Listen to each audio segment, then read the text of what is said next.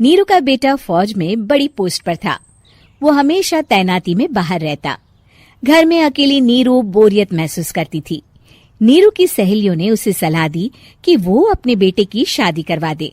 बहू के आ जाने से सब ठीक हो जाएगा। बेटा अपार, तू तो फौज में रहता है, मुझे घर में अकेलापन काटने को दौड़ता है। तू एक काम कर बेटा, शादी कर ले, फिर बहू के साथ मैं घर में आराम से रहूंगी। क्या माँ, मैं जब तक मेजर नहीं बन जाता शादी नहीं करूंगा। तुम कहीं घूमने जाया करो, लेकिन शादी की बात मत करो। इतना कहकर अपार वहां से चला जाता है, लेकिन जाते वक्त उसे माँ की भी चिंता रहती है। एक दिन दरवाजे की घंटी बजती है। नीरू दरवाजा खोलती है तो सामने एक सुंदर सी लड़की साड़ी पहनकर सर पर पल्लू रखकर खड़ी होती है। कौन हो तुम बेटा, और तुम्हें किसने भेजा है? मेरा नाम कंचन है और मैं आपके बेटे अपार की बीवी और आपकी बहू हूँ। तभी घर का फोन बजता है। नीरू फोन उठाती है तो अपार का फोन होता है। माँ, कंचन आ गई। वो आपकी बहू है माँ, और मैंने उससे शादी कर ली है।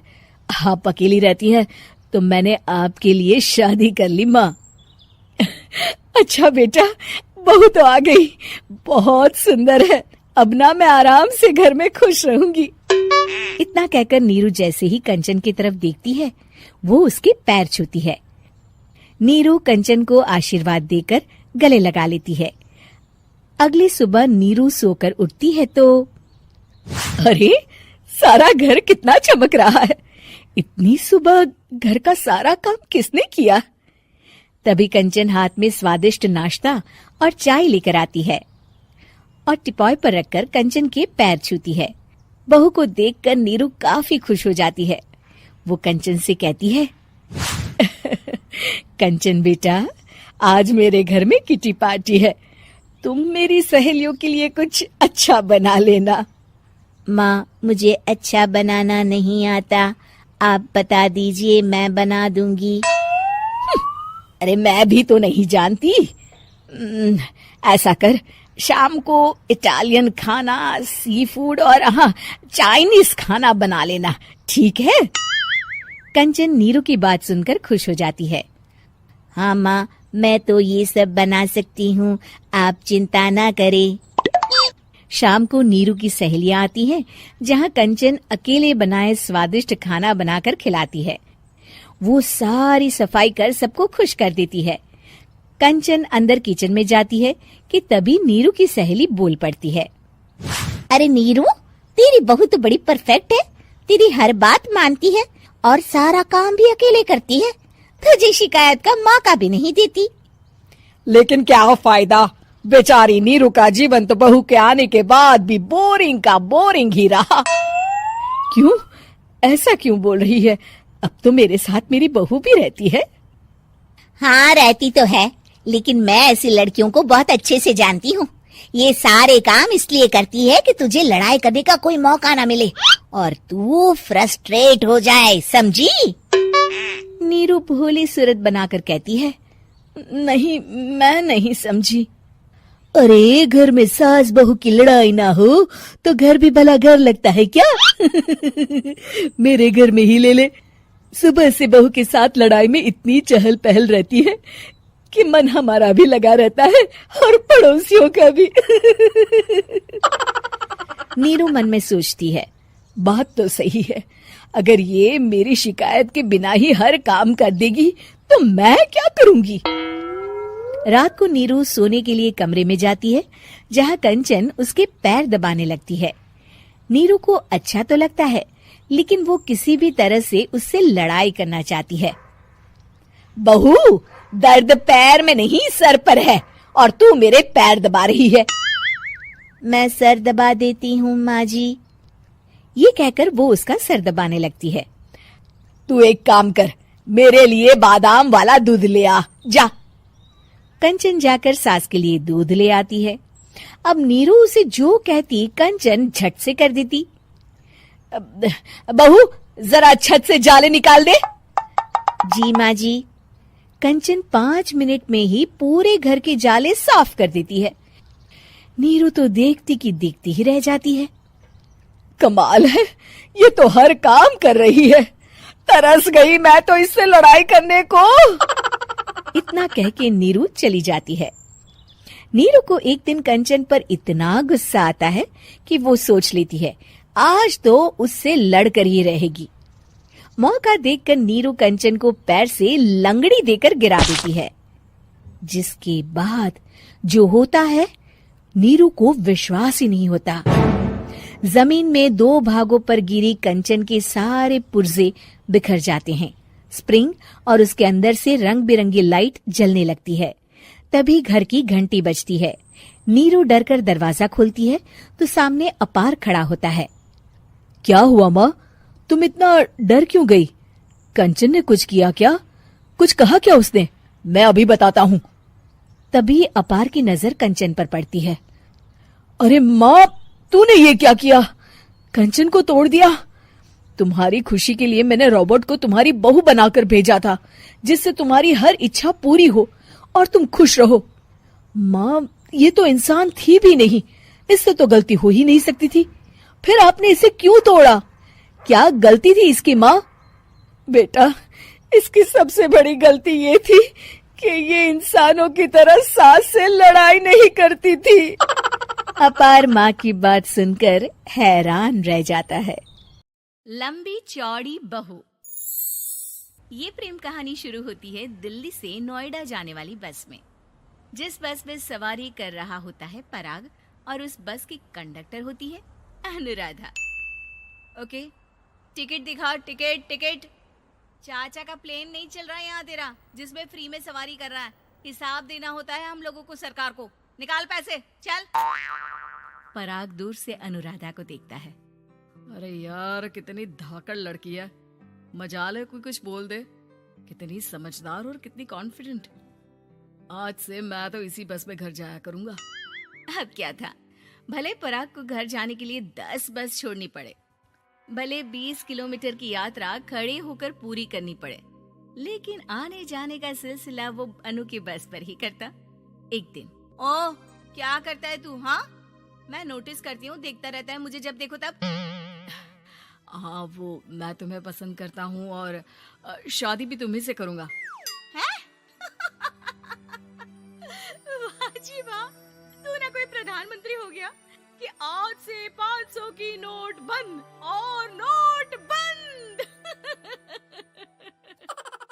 ना जी ना, इतनी तो नहीं चलती, लेकिन हाँ, तुम्हें प्यार करता हूँ। तुम्हें कोई प्रॉब्लम नहीं होने दूंगा, ये वादा करता हूँ। हाइट देखिए अपनी। मेरे लिए कोई ऐसा लड़का चाहिए जो मेरी तरह लंबा चौड़ा हो। अरे जोड़ी भी तभी अच्छी लगती है। जरूरी नहीं है, जो आपको खुश रखे, आपकी इमोशंस को समझे और आपसे बहुत सारा प्यार करे, जोड़ी तो उसी के साथ अच्छी लगती है। फिर क्या था, हीरोइन को हीरो से प्यार हो जाता है और दोनों शादी कर लेते हैं। शादी के बाद, देख, अब तो इस घर की बहू है। अगर समझ गई है तो ये कंडक्टर वाली ड्रेस पहनकर घर से निकलने की जरूरत नहीं है। पराग अच्छा कमाता है तो तेरी नौकरी की भी जरूरत नहीं है हम लोगों को। अरे कैसी बात कर रही है माँ जी? यूँ कोई सरकारी नौकरी छोड़ता है क्या? और जब मेरी नौकरी लगी थी, मेरी अम्मा कितनी खुश हुई थी पता है? मैं तो नौकरी करूंगी। अरे नौकरी करेगी तो डंडे से मारूंगी, और हाँ, जो निकली घर से बाहर ना तो हाथ पैर तोड़ दूंगी और घर से बाहर निकाल दूंगी, देख लेना।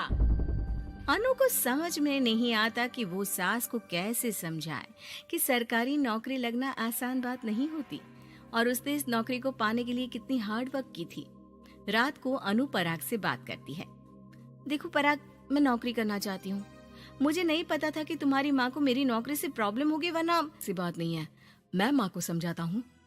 अगले रोज, देखो माँ, महंगाई का जमाना है और मेरी प्राइवेट नौकरी है। आज है कल का पता नहीं। वैसे भी अनु की सैलरी मेरी सैलरी के बराबर है।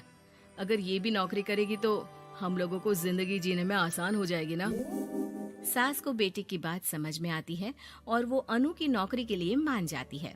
अगले रोज, बेटा बहू, तुम लोगों को लेकर मुझे कुल देवी के दर्शन के लिए जाना है, तो रविवार को दोनों सुबह ही तैयार हो जाना। अगले रोज दोनों तैयार हो जाते हैं और कुल देवी के मंदिर पहुंच जाते हैं।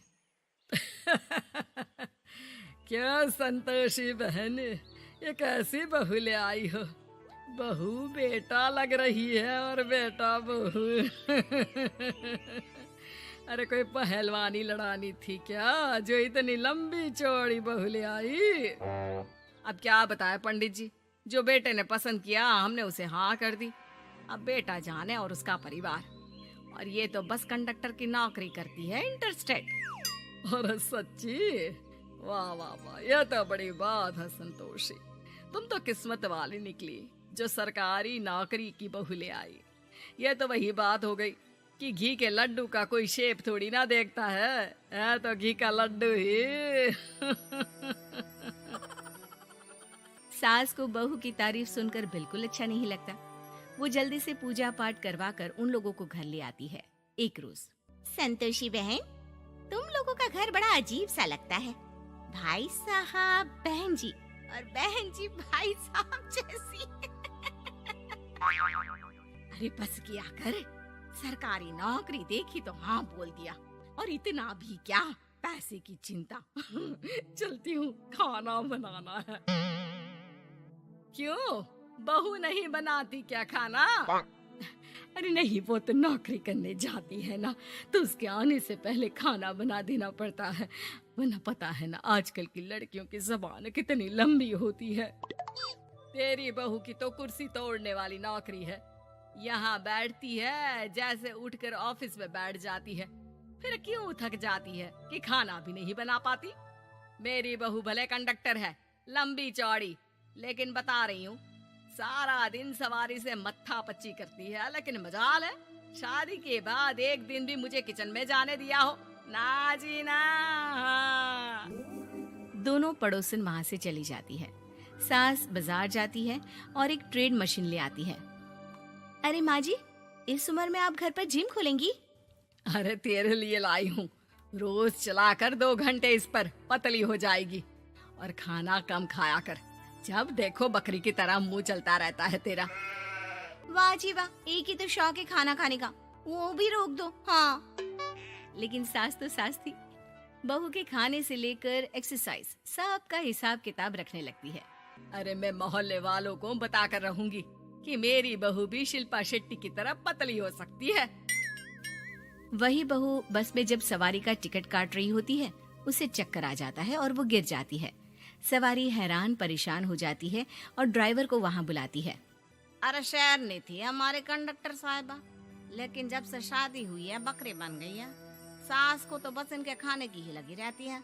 ड्राइवर बस में बिठाकर बहू को घर छोड़ आता है और सास को कहता है, अरे पता है आपकी बहू कितनी धाकड़ है। किसी को बात करने से पहले 4 बार सोचना पड़ता है कि बोले या ना बोले, कहीं झापड़ ना पड़ जाए। और आप है कि इन्हें बकरी बनाने में लगी है। अरे चुप, निकल यहाँ से। मेरी बहू है, मैं इसे बकरी बनाऊं या फिर गीदड़, तुम्हें क्या पता लोग कैसा मजाक उड़ाते हैं कि बहू इनकी बस की कंडक्टर है। बोलो, मुझे कैसा लगता होगा? अरे काम तो काम होता है माँ जी, वो छोटा या बड़ा नहीं होता। खैर जैसी आपकी मर्जी, चलता हूँ मैं, नमस्ते। ड्राइवर वहाँ से चला जाता है। बहू ठीक हो जाती है। एक बार आधी रात को कोई संतोषी का दरवाजा खटखटाता है। अरे इतनी रात में कौन आ गया? मेरा घर है, कोई पुलिस स्टेशन की घंटी नहीं जो बजाए जा रहे हो। खोल रही हो दरवाजा।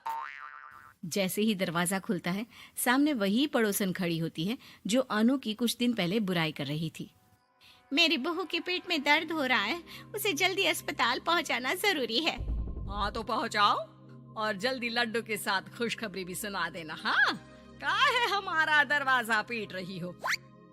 अरे सुनो तो, अपनी बहू से कहो ना कि सरकारी बस को थोड़ी देर के लिए दरवाजे बुला ले। क्या है ना, कोई साधन नहीं है अस्पताल ले जाने के लिए।